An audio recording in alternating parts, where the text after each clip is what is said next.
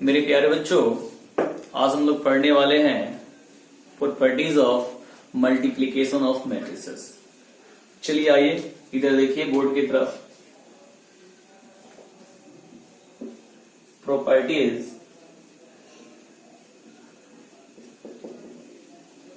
Of multiplication of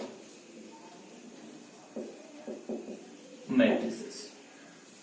चलिए आइए, एक नंबर जो पॉइंट होता है, प्रॉपर्टी होता है, वो क्या होता है? A B not equal to B A होता है।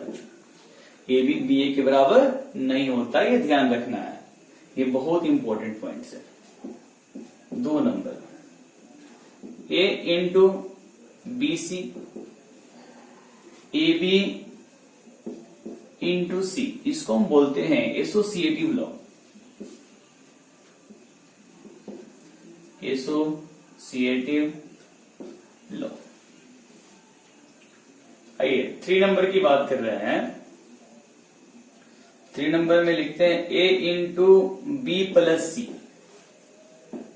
इसको लिखेंगे मल्टीप्लाई करके ए बी प्लस ए सी। इसको हम बोलते हैं डिस्ट्रीब्यूटिव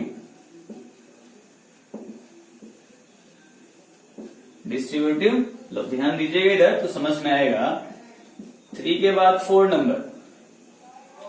4 नंबर में A into zero matrix, zero matrix into A equal to zero matrix होगा। ठीक है, इसको हम बोलते हैं जीरो और नल मैट्रिक्स। जीरो और नल मैट्रिक्स बोलेंगे। 5th नंबर आता है ए इंटू आई एन, फिर I n into A equal to A. ये सब ए के बराबर होता है। आई एन को क्या पढ़ते हैं? ये nth ऑर्डर का यूनिट मैट्रिक्स है। nth ऑर्डर का यूनिट मैट्रिक्स है। यहां पे n को क्या पढ़ेंगे? n को बोलेंगे order of matrix. Order of matrix. आप इतना नोट कर लीजिए। इसके बाद हम लोग कुछ क्वेश्चन करेंगे, नोट कर लीजिए इसे आप अच्छे से। आइए बच्चों, एक क्वेश्चंस करते हैं। क्वेश्चन है ए दिया गया है मेरे पास एंड बी भी दिया गया है। बोला गया है A B not equal to B A. True है कि फॉल्स है, ये हमें बताना है। ट्रू और फॉल्स। आइए पहले ए बी निकाल लेते हैं। ए बी निकालना है। पहले ये देख लेते ए बी।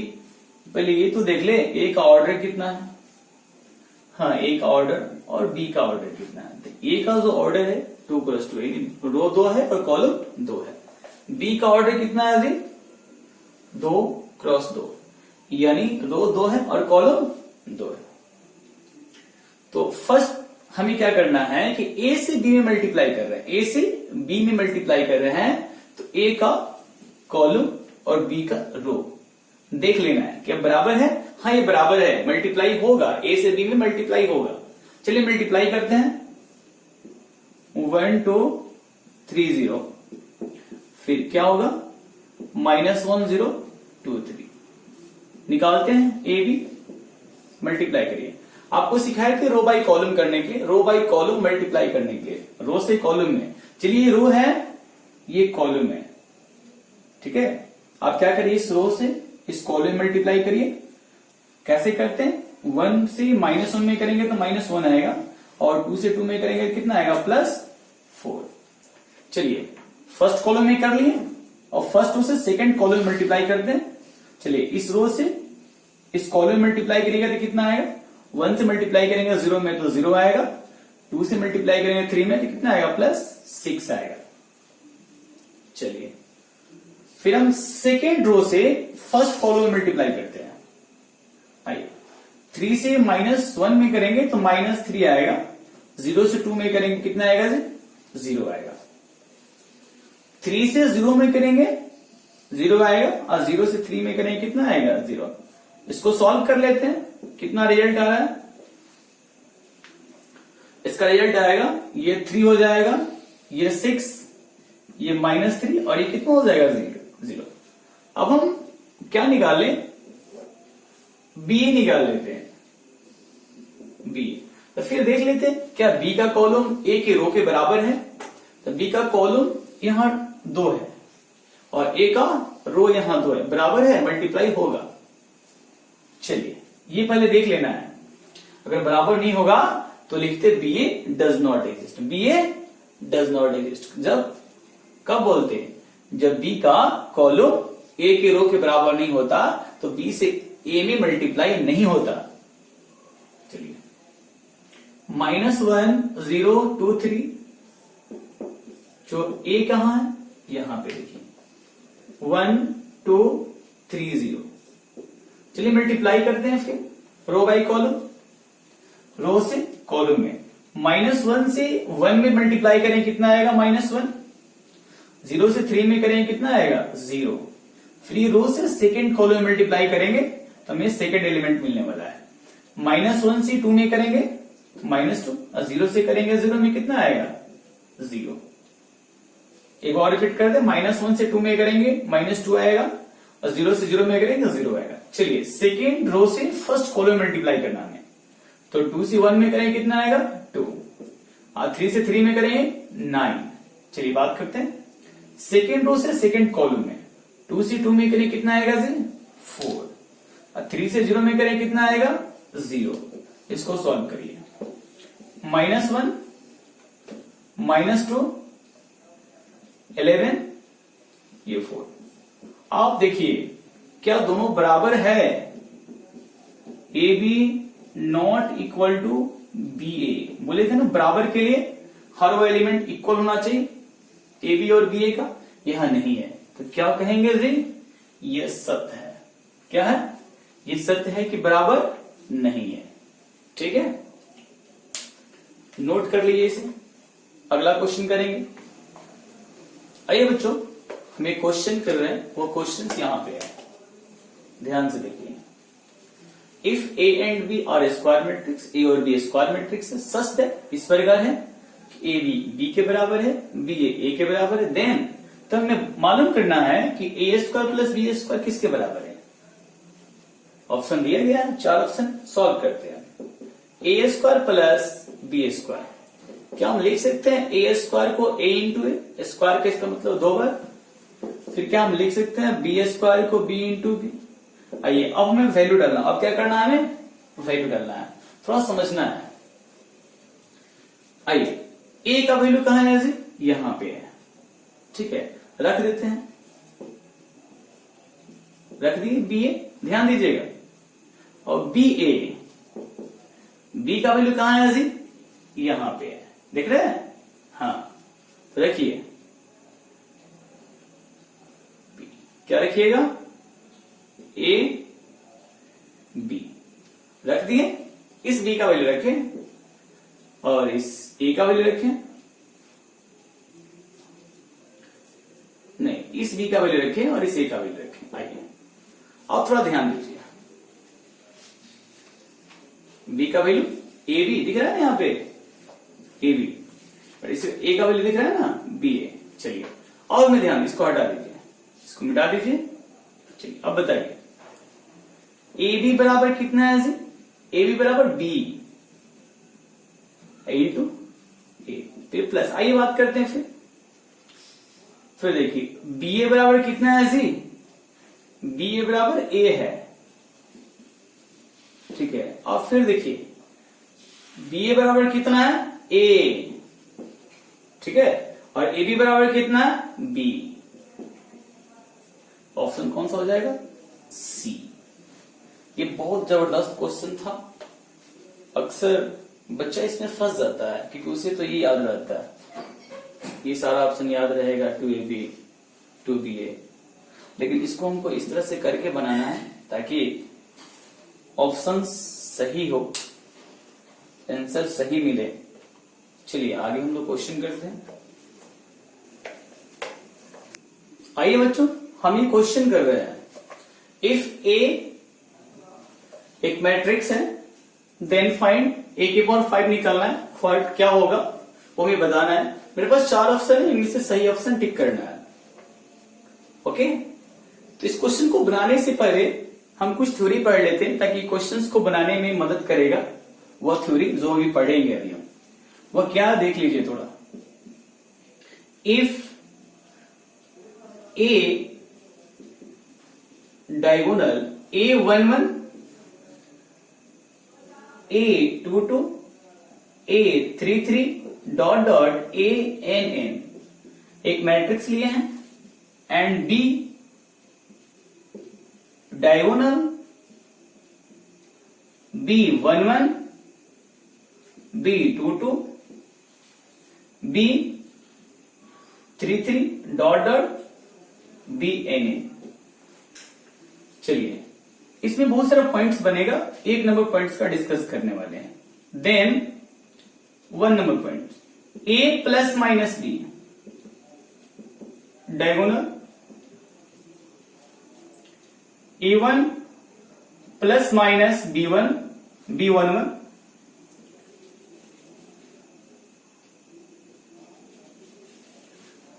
देन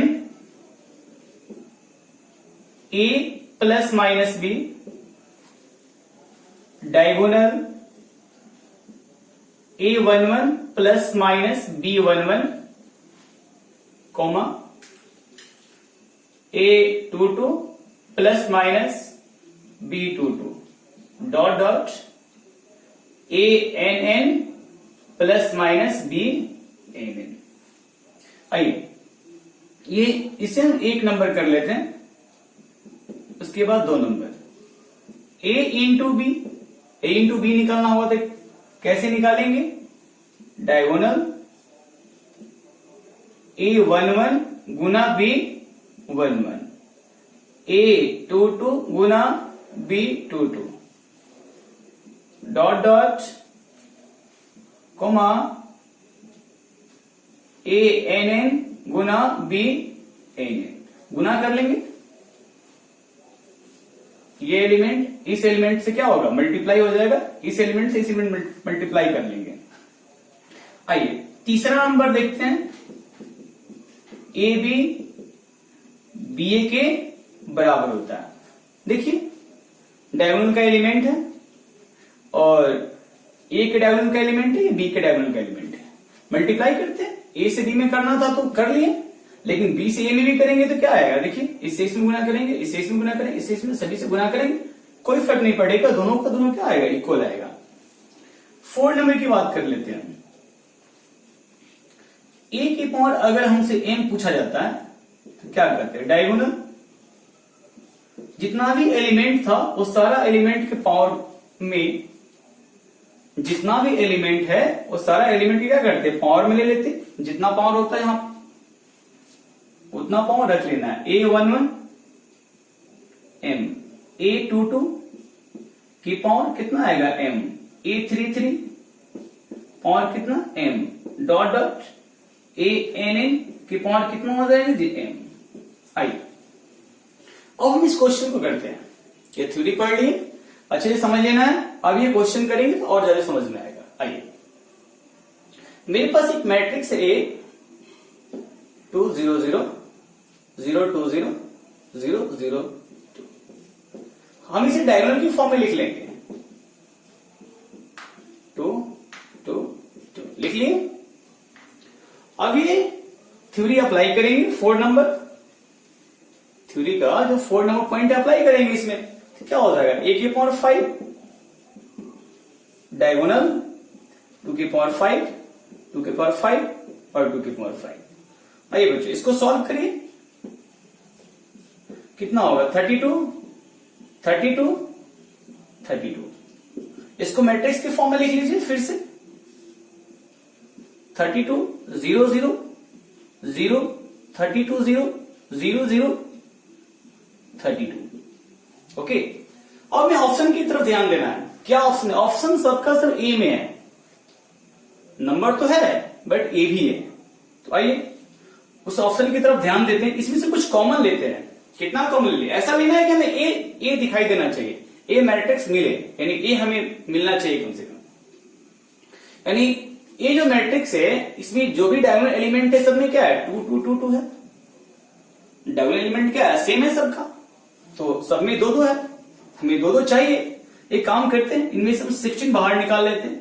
हमने आपको पढ़ा है अगर किसी मैट्रिक्स में किसी स्केलर से मल्टीप्लाई करते हैं, उस मैट्रिक्स के हर एलिमेंट में क्या करते हैं, मल्टीप्लाई करते हैं, ठीक है ना। जो भी मैट्रिक्स दिया जाता है उसमें उस स्केलर से उसके सभी एलिमेंट में क्या करते हैं, मल्टीप्लाई करते हैं, ठीक है।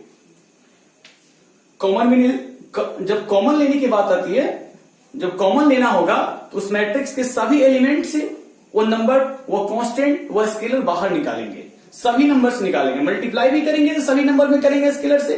जब कॉमन भी लेना होगा, वो नंबर, वो कांस्टेंट, वो स्केलर, सभी नंबर से कॉमन निकालेंगे। जब मल्टीप्लाई भी करेंगे तो सभी नंबर में मल्टीप्लाई करेंगे, ठीक है। आइए देखिए यहां पे, ये 2 0 0 0 2 0 0 0 2, फिर से जब मल्टीप्लाई करिएगा तो फिर आपको यही मिल जाएगा। ओके, क्या लगता है आपको, 60। ये किसका वैल्यू दिखाई दे रहा है, ए का, तो क्या लिखेंगे, ए। तो कौन सा ऑप्शन हमें सही दिखाई दिया जी, ऑप्शन नंबर सी सही, ऑप्शन नंबर सी सही होगा। 60 ने टिक कर दिया और आप नोट कर लीजिए इसे अच्छे से, फिर आगे हम लोग बढ़ते हैं। आइए बच्चों एक क्वेश्चन करते हैं। क्वेश्चन है, इफ ये जो मैट्रिक्स है 3 0 0 3, फाइंड करना है ए की, इसका सॉल्यूशन करते हैं।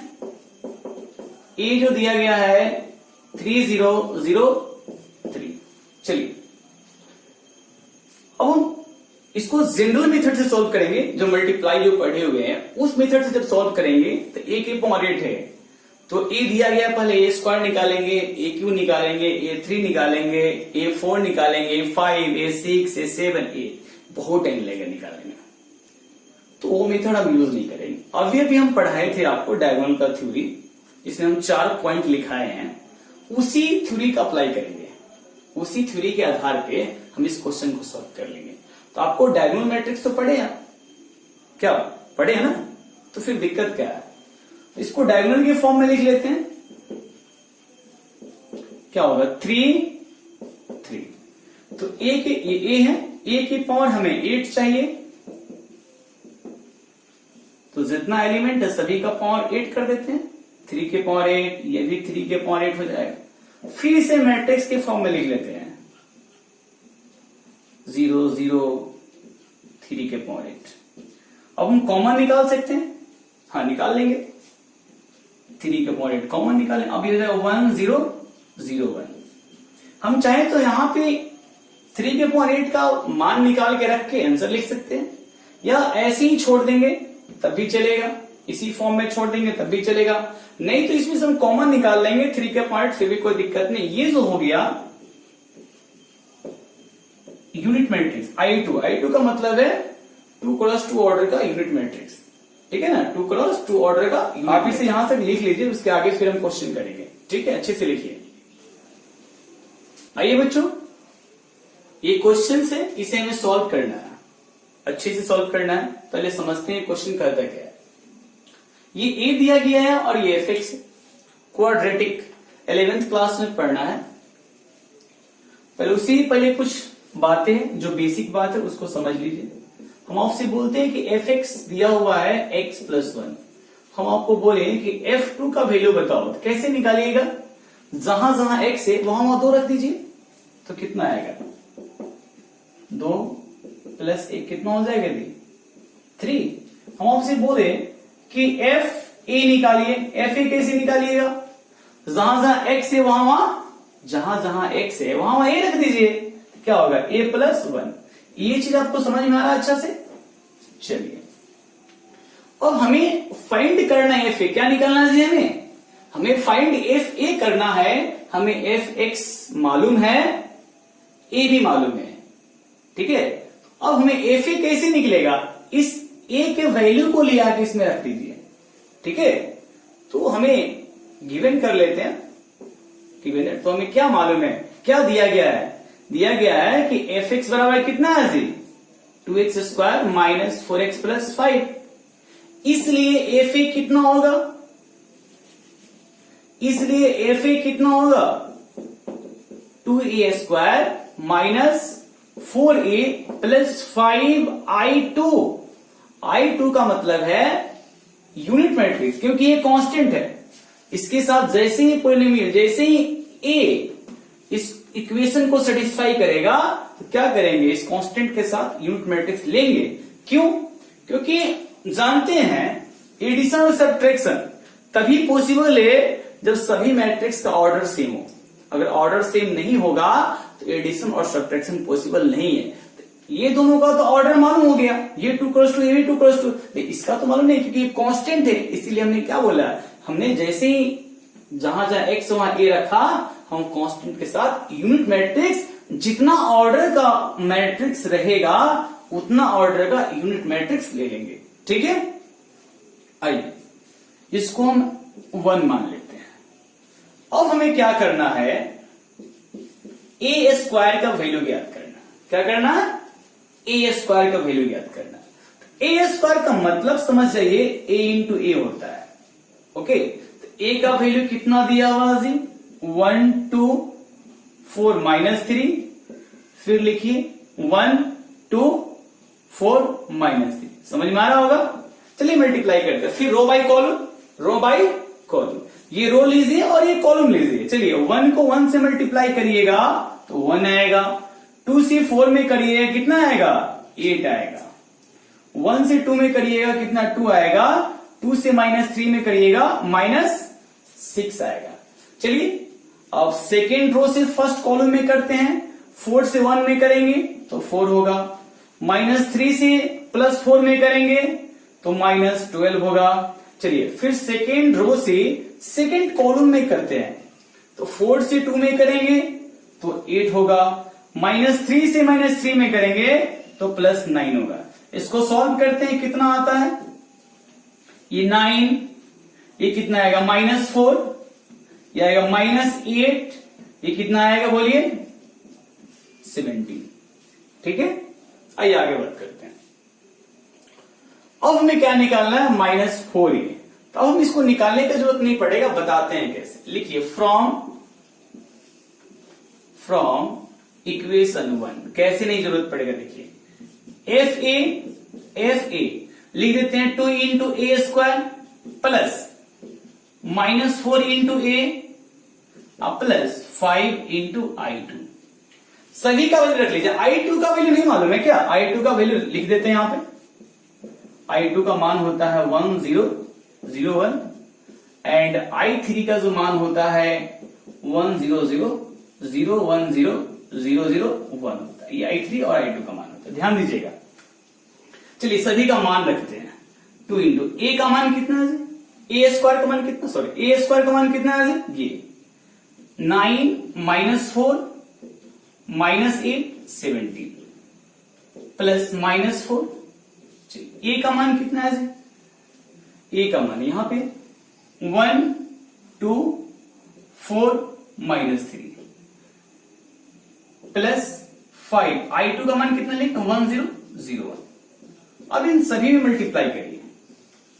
चलिए मल्टीप्लाई करिए, 2 से करिए तो कितना आएगा 18 -8 -16 34।